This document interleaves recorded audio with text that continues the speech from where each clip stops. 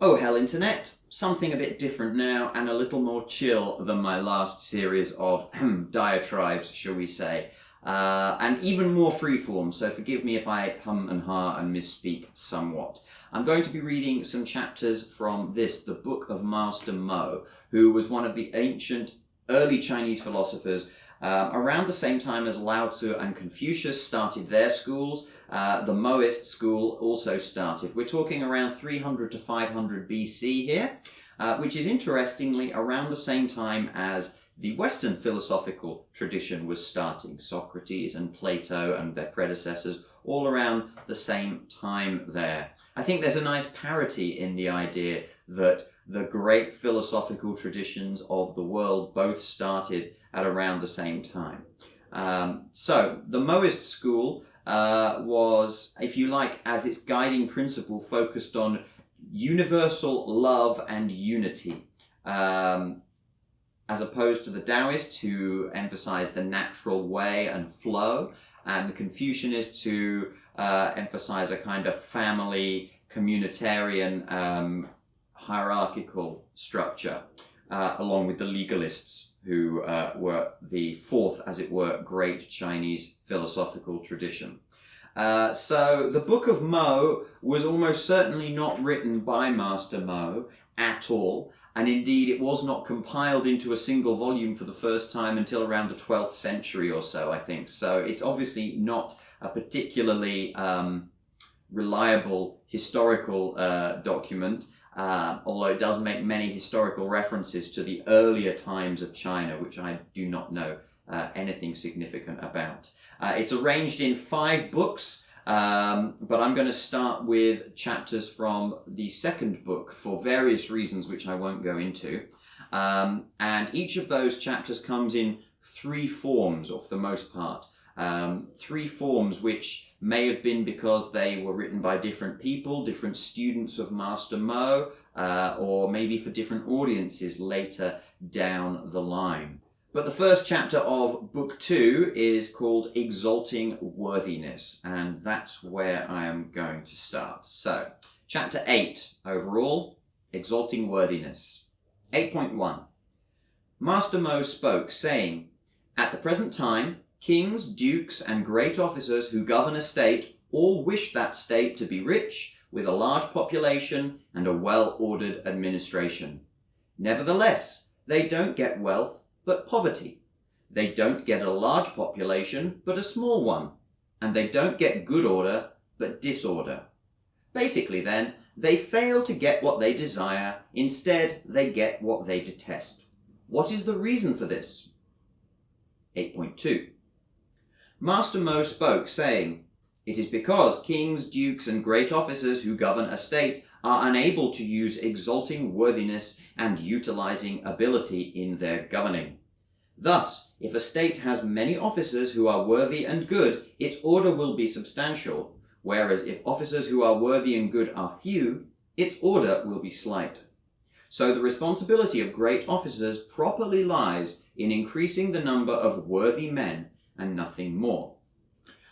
So, just to comment there, it goes without saying at the start here that obviously all of this talk of kings and dukes and great officers is in the context of the early agricultural feudal civilizations. And back in that time, in many ways, it was necessary that there be some unity from the ruler. And in that sense, you needed a king or a single guiding principle behind the civilization. I think that what I've said before shows that I clearly think that this has changed in the modern world, and that many aspects of this book and many others from that time will now be wrong simply by virtue of the change of scale of civilization. But it doesn't mean there is nothing left to learn from them and no value in studying them. But I will put that disclaimer out there, as well as obviously the fact that it always talks about great men and kings as opposed to queens. So this is obviously another factor of the time for historical reasons that of course are relevant, but I'm going to stick with the verbatim text And you can basically, gender neutralize any of the principles that I mentioned from the book if you are bringing them into the modern world, which obviously we should be very careful about doing. Anyway, 8.3. Someone asked, if this is so, what is the method of increasing the number of worthy men? Master Mo replied, saying, suppose you wish to increase the number of officers of the state who are skilled in archery. You must enrich them, ennoble them, respect them, and praise them. Then officers of the state who are skilled in archery can be obtained in large numbers. How much more so does this apply to officers who are worthy and good, men whose virtue is substantial, men who are discriminating in discussion and well-versed in principles. Such men are certainly treasures of the state and worthy assistants at the altars of soil and grain. But it is also necessary to enrich them, ennoble them, respect them, and praise them. Then good officers of the state can be obtained in large numbers. So I love that reference there to the altars of soil and grain, and it really does highlight for me that we're dealing with early civilization when it was all agricultural, and in many ways the very idea of bureaucracy and administration and the state was an embryonic one, or at least a new one. It was young, it was fresh, it was vital. And when in the next part and throughout the book, they will make a lot of reference of the sage kings. And the time of the sage kings was basically, the 2,000 years before the philosophical era started. That's from about 2500 BC up to 500 BC. And this is seen by Mo and others as very much a time when government was ideal. The sage kings, like as the name suggests, ruled with great wisdom, almost perfect wisdom, you might say. And so we are to model that time as being the time when bureaucracy was idealistic because the wisdom of the sage kings was so superior. For my part, like I say, I see it more as being simply that the state was in its early stages. The very idea of bureaucracy and administration was such a novelty that just the benefits that it gave were just enough for making people believe that, wow, this is amazing. It's a bit like the internet. There are many people like myself who grew up without the internet, and you will remember, no doubt, that life got on just fine. People did the things they needed to be able to do. The state proceeded as it was able to, and people's lives proceeded in much the same way. Now, however, so much has changed about the way we do these things, and it's almost trivial, for example, to just buy things online and stuff like that. It's almost impossible to imagine going back to a time before the internet. However, we can also see clear ways in which the internet has been disadvantageous now that we're learning a bit more about it. But in the earliest days, everyone was like, wow, the internet is just an uncontroversial good which has revolutionized the way that society works. I think that back in the time of the altars of soil and grain, the idea of having a central organization which was able to grow the state, to husband the state as a farmer husbands their crops or their animals, was just this amazing novelty. And so that's why the sage kings were seen as particularly wise. So with that in mind, 8.4, this is why in ancient times the sage kings who conducted government said, those who are not ye, we shall not enrich. Those who are not ye, we shall not ennoble. Those who are not ye, we shall not be kin to. Those who are not ye, we shall not associate with. Ye being a term for right acting, righteous and just in one's conduct. When the rich and noble men of the state heard this, they all withdrew and pondered, saying, at first what we relied on were riches and nobility. Now the ruler promotes those who are ye, and doesn't set aside the poor and lowly. This being so, we cannot be other than ye. When those who were relatives heard this, they also withdrew and pondered, saying, at first what we relied on was kinship. Now the ruler promotes those who are ye, and doesn't set aside those who are not relatives. This being so, we cannot be other than ye. When those who were close associates heard this, they also withdrew and pondered, saying, At first what we relied upon was close association. Now the ruler promotes those who are ye, and does not set aside those who are distant. This being so, we cannot be other than ye. When those who were distant heard this, they also withdrew and pondered, saying, At first, because we were distant, we had nothing to rely on.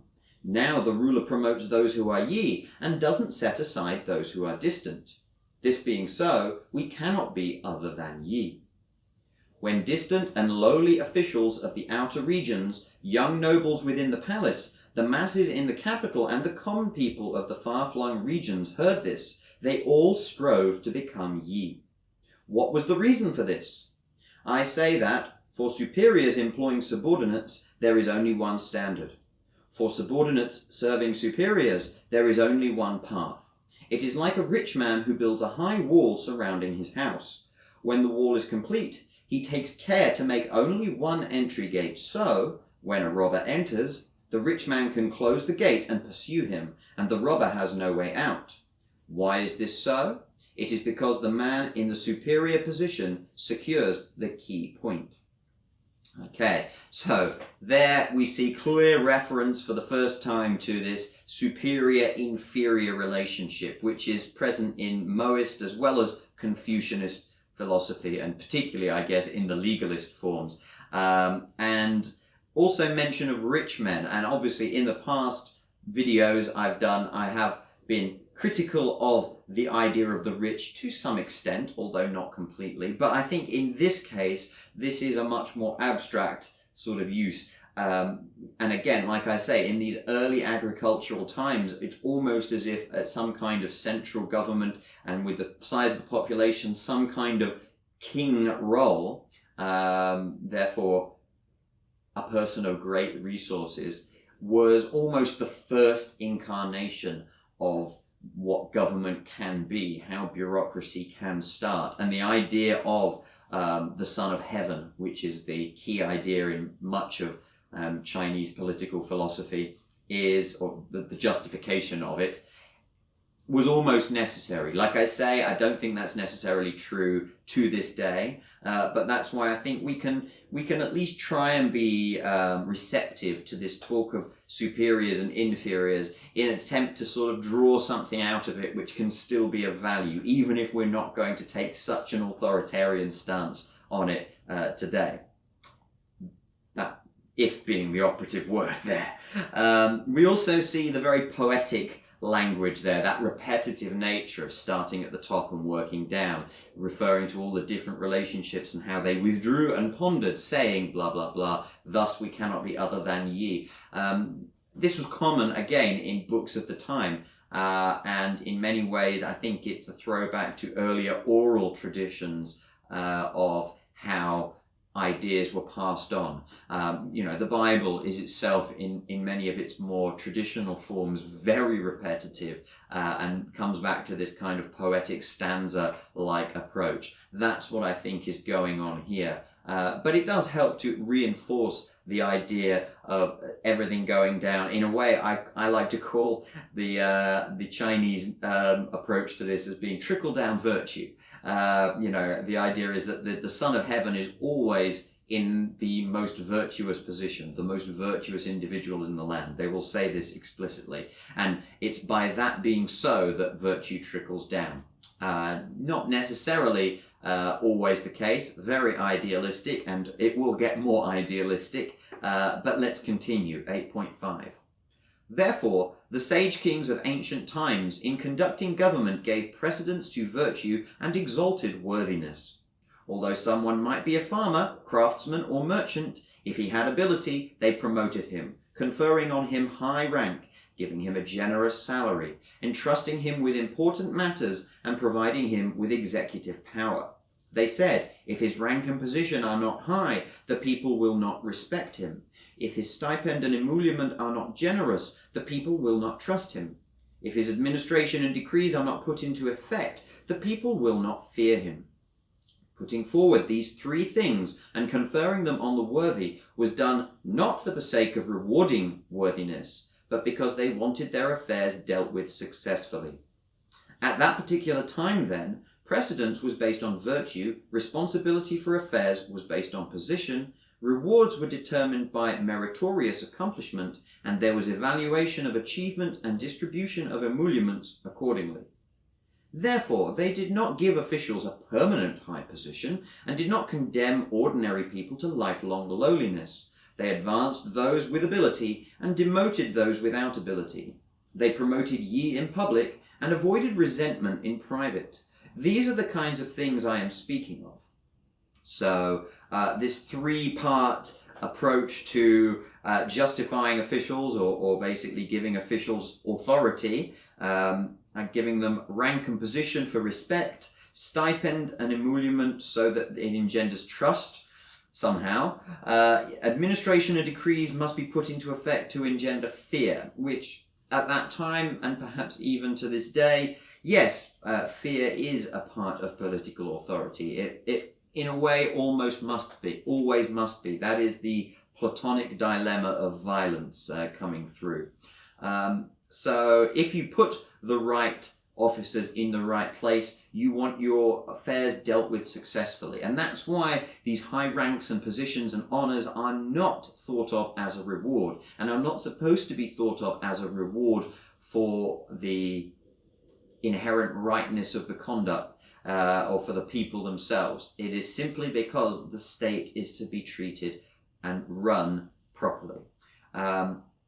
And then also it can come from anywhere. You can raise people up, and obviously people can be demoted as well. How the ruler is supposed to always know where the worthy people in their state are is something they will get onto, but it seems to me to be something quite hard, if not impossible to do, even if you consider that at that time states and their populations were much, much smaller.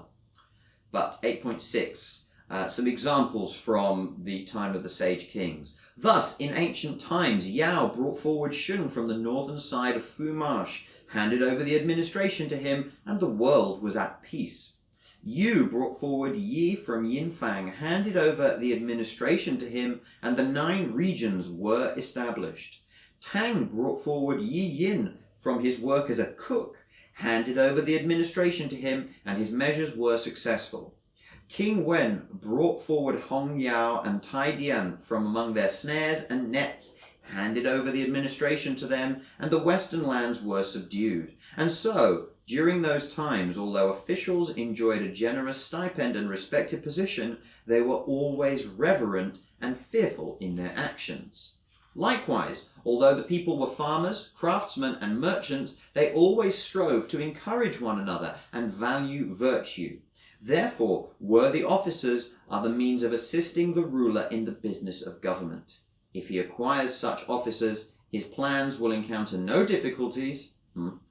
He himself will not be burdened, his reputation will be established, and his achievement will be complete. His glory will be made known, and evil will not arise. This will be due to acquiring such officers. I mean, so idealistic, it makes you smile. But it is still genuine, I think, in its approach. Again, we see that poetic repetitiveness in the examples from history, which I don't know anything about. But yeah, essentially, the people at all levels will always be on the lookout for worthiness, will encourage worthiness, and will promote worthiness up in the sense of, voicing it, the approval, up towards the ruler. And this is how, in a way, the ruler is always aware of where the worthiness is in his realm, because everyone is pulling in the same direction. Obviously, we can see very much the start of the sort of communitarian and yet also authoritarian Chinese governance being laid down in this, even though the Moist school was not actually one of the schools that was eventually taken on strongly, it still influenced those schools, and we can see that here. And we will see even more stark examples soon enough. Finally, 8.7, this is why Master Mo spoke, saying, When times are good, worthy officers must be promoted. When times are not good, worthy officers must be promoted. If you wish to follow the way of Yao, Shun, Yu, and Tang, you cannot do otherwise than exalt worthiness. Indeed, exalting worthiness is the foundation of government. And I mean, in many ways, I think we can strongly agree with that. You know, exalting worthiness is the foundation of government. The question, of course, is how do you best do that? And why does it so often go wrong? Clearly, it makes reference in the negative to all of the problems that are going on with governments around the world today. That people are in their position simply because of who they know, who their family is, or how it is seen, who they can be associated with, remain closely associated with, and be sycophantic to, rather than taking a clear-headed look around and promoting worthiness. So that is the first book of the core doctrines of the Book of Master Mo. Let me know what you think. Do you agree with what's said? Do you see any other problems that I haven't highlighted? Do you appreciate the text? And where do you think I have gone wrong? Let me know down in the comments. I'd be really interested, especially if you happen to be some kind of expert or journeyman on this subject. So thanks very much for listening, and bye for now.